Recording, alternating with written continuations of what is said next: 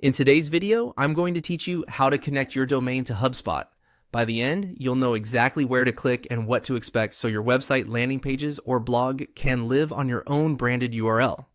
Before we dive in, it helps to have admin access to your HubSpot account and to the company that manages your DNS, often your domain registrar, so you can complete the connection smoothly. Start inside HubSpot and open the main settings by clicking the gear icon in the top navigation. This takes you to the central area where all site and account configuration lives. In the left sidebar, look for the content section.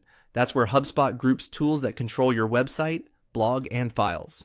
Within content, choose domains and URLs. This is the hub for every domain and subdomain you use with HubSpot. You'll see what's already connected and which content types each domain serves. To add a new one, click Connect a Domain. This launches HubSpot's guided setup so you don't have to guess any of the technical details. When prompted, select the hosting option. This tells HubSpot you want to host website content like pages, landing pages, or your blog on your domain. It's different from connecting an email sending domain, so hosting is the right choice if your goal is to put site content on your URL. Next, click Connect to begin. The guided flow will ask which type of content you plan to host and the exact domain or subdomain you want to use. Common choices include U for a main site or something like info or pages for landing pages.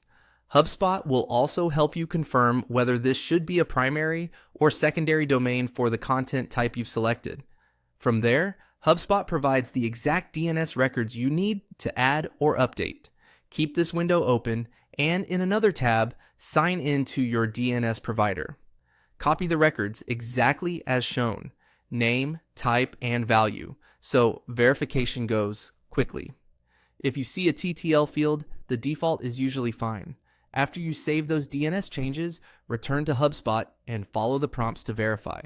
DNS can take a little time to propagate, sometimes just a few minutes, but it can be longer depending on your provider.